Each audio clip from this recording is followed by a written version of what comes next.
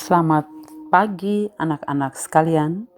Jumpa lagi dalam acara Renungan Pagi. Puji Tuhan, pagi hari ini kita dapat berjumpa kembali dalam acara ini. Dan saya yakin kita semua dalam lindungan Tuhan sehingga senantiasa sehat walafiat.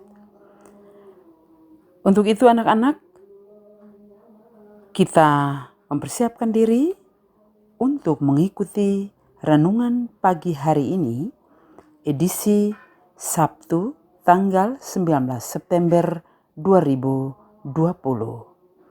Salve.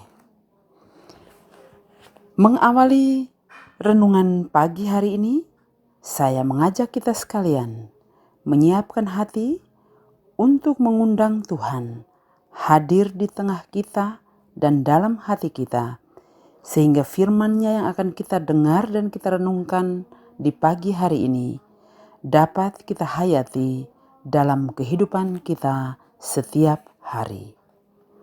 Mari kita berdoa. Dalam nama Bapa dan Putra dan Roh Kudus. Amin.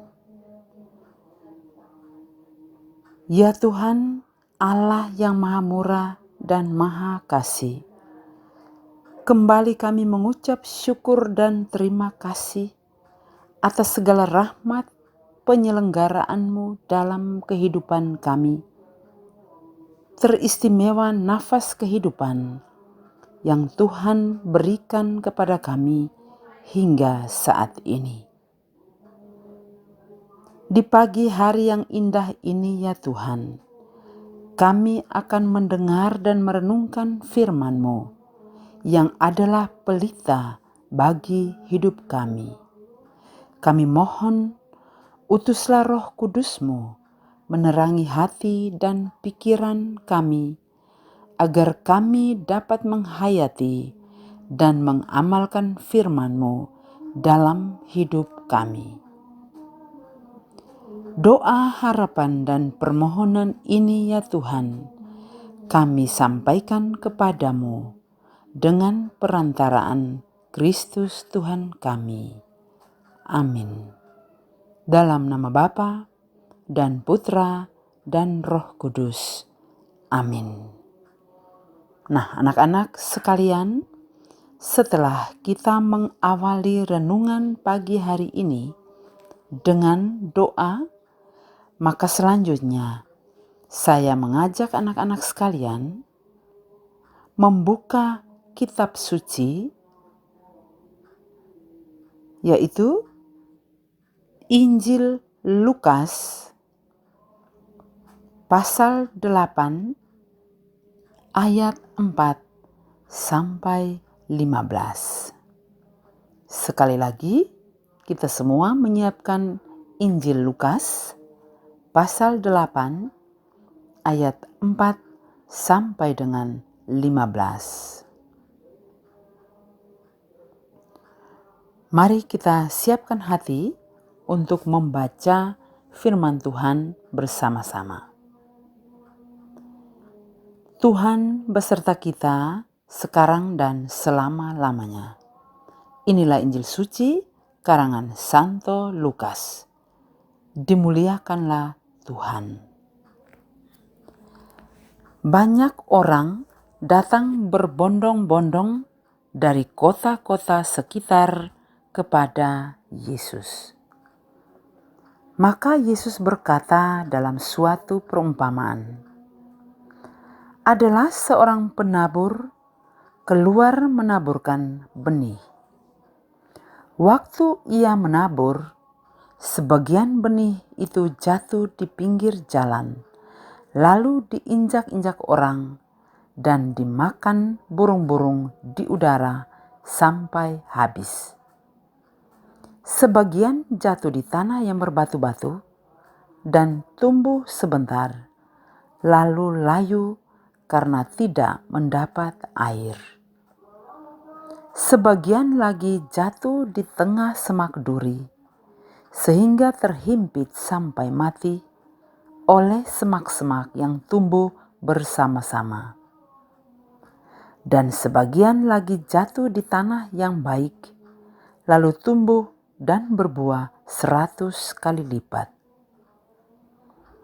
Sesudah itu Yesus berseru, "Barang siapa mempunyai telinga untuk mendengar, hendaklah mendengar." Para murid menanyakan kepada Yesus maksud perumpamaan itu. Yesus menjawab, "Kalian diberi karunia mengetahui rahasia kerajaan Allah, tetapi hal itu diwartakan kepada orang lain dalam perumpamaan, supaya sekalipun memandang, mereka tidak melihat, dan sekalipun mendengar, mereka tidak mengerti." Inilah arti perumpamaan itu. Benih itu ialah sabda Allah. Yang jatuh di pinggir jalan ialah orang yang telah mendengarnya. Kemudian datanglah iblis, lalu mengambil sabda itu dari dalam hati mereka, supaya mereka jangan percaya dan diselamatkan. Yang jatuh di tanah yang berbatu-batu ialah orang yang setelah mendengar sabda itu, menerimanya dengan gembira, tetapi mereka tidak berakar. Mereka hanya percaya sebentar saja, dan dalam masa pencobaan mereka murtad. Yang jatuh dalam semak duri ialah orang yang mendengar sabda itu, dan dalam pertumbuhan selanjutnya mereka terhimpit oleh kekhawatiran, kekayaan, dan kenikmatan hidup, sehingga tidak menghasilkan buah yang matang.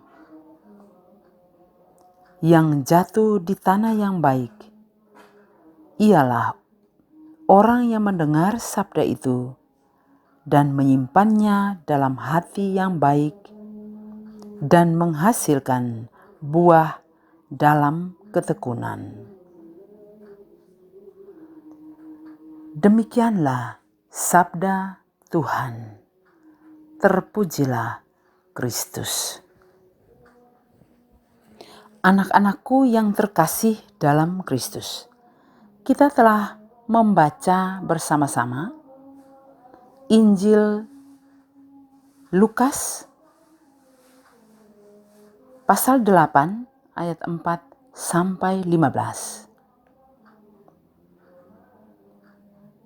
Dan sebagai bahan refleksi untuk kita sama-sama merenungkan firman Tuhan pagi hari ini, saya akan menyampaikan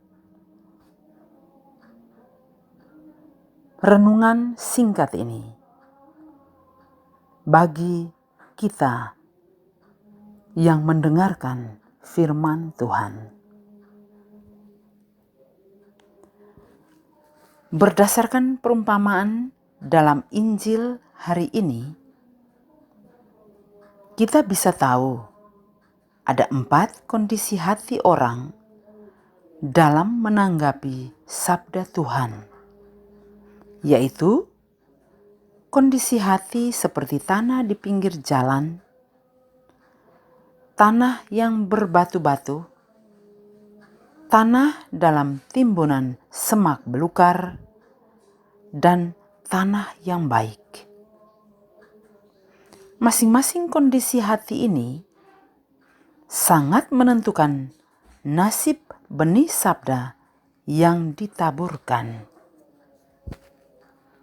3 kondisi hati pertama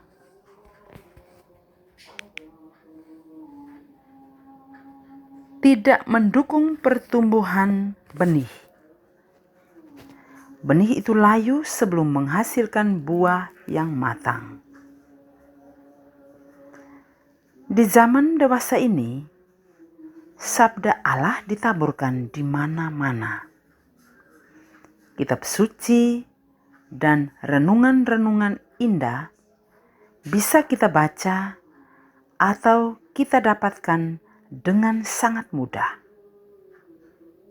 Namun, sabda itu tidak berakar kuat dalam hidup kita. Sabda Tuhan itu hanya didengar pada saat perayaan Ekaristi atau saat ibadat sabda saja.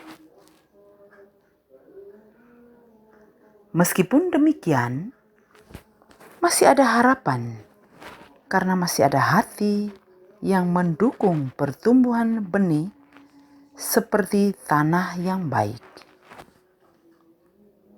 Masih ada orang yang mendengarkan, merenungkan, dan menghayati sabda Allah dalam hidup hariannya.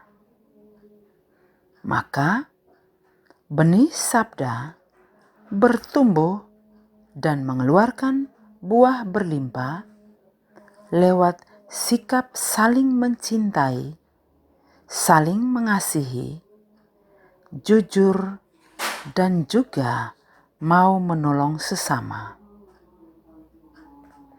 Melalui perumpamaan ini, Tuhan Yesus mau mendorong kita untuk memeriksa hati batin kita dan mengundang kita untuk terus membaharui diri kita agar menjadi tanah yang baik bagi pertumbuhan sabda Tuhan.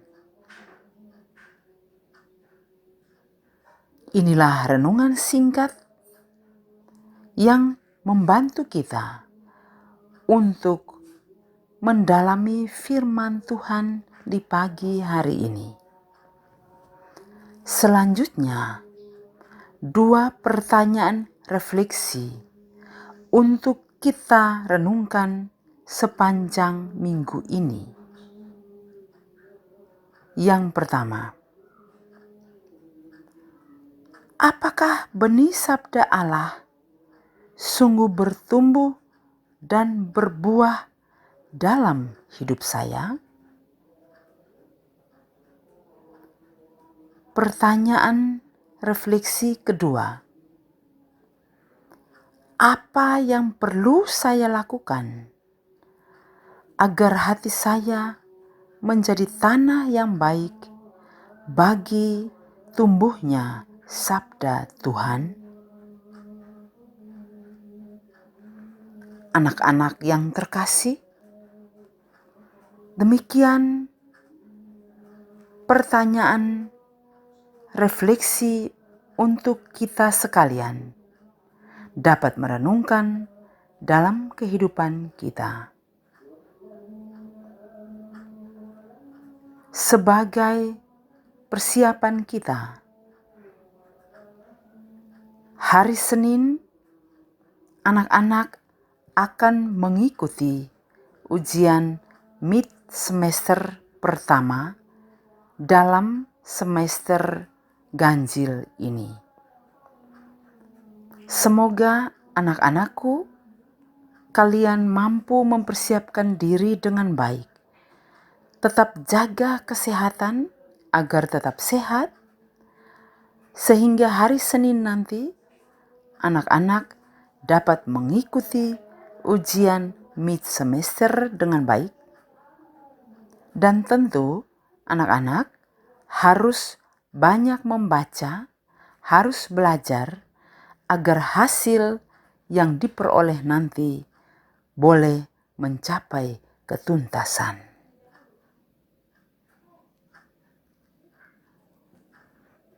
Demikian renungan kita di pagi hari ini, dan harapan Ibu, minggu depan kita boleh jumpa lagi dalam keadaan sehat dan selamat.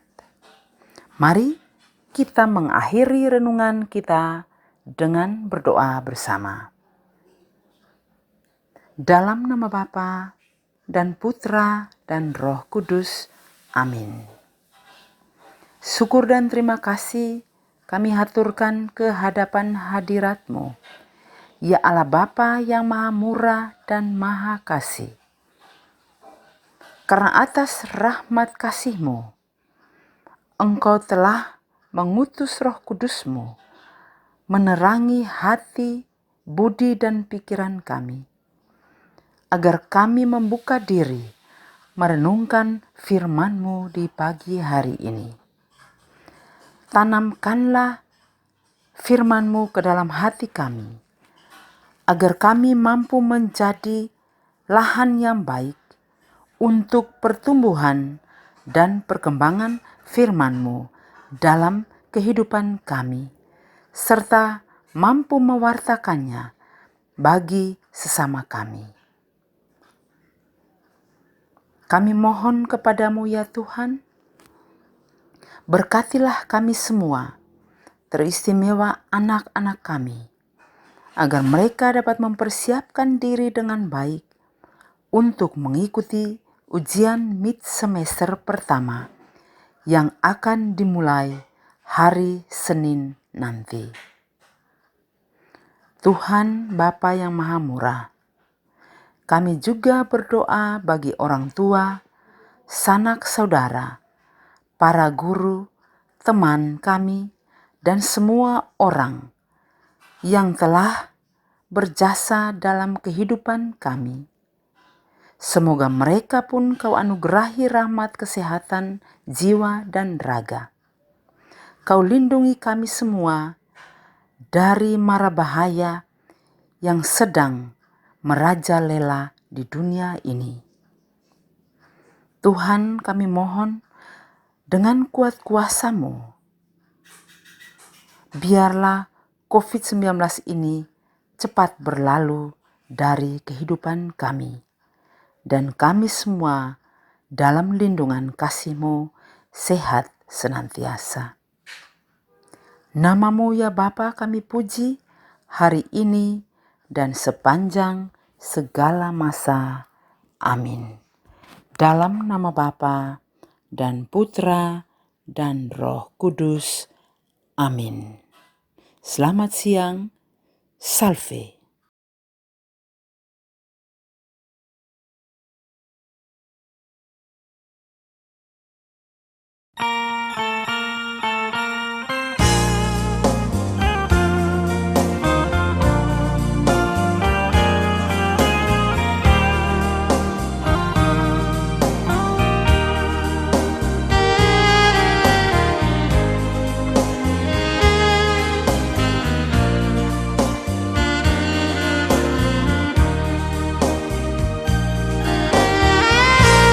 Janganlah menabur benih pada tanah di pinggir jalan,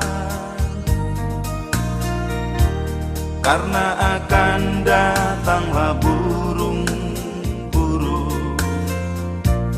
memakannya sampai habis.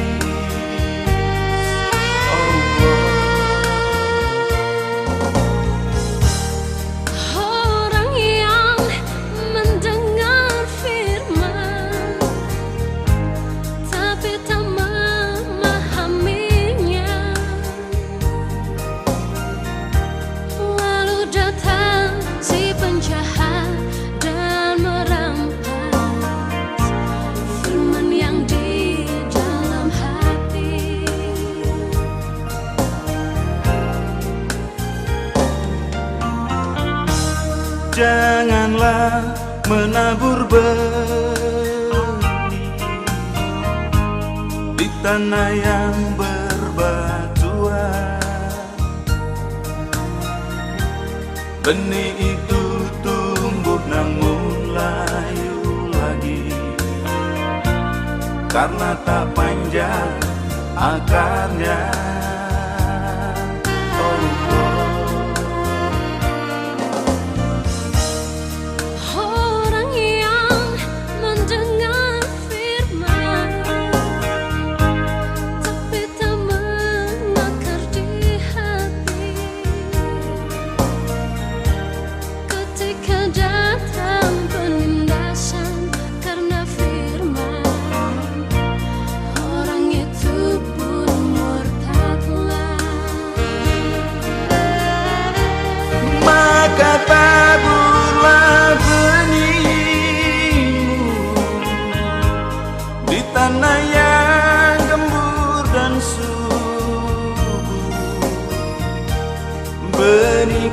segera tumbuh dan berbuah melimpah ruah.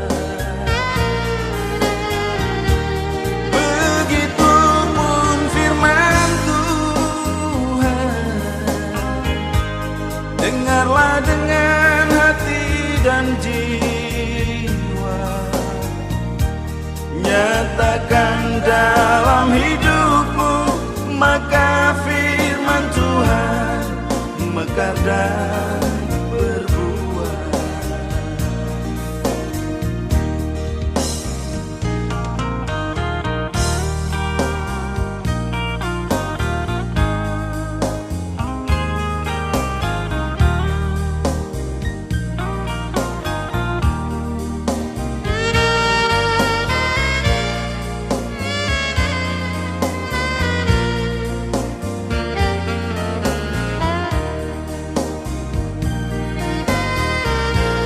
Janganlah menabur benih di tengah semak yang berduri. Semak itu besar dan menghimpitnya, maka matilah benih itu. Oh, oh.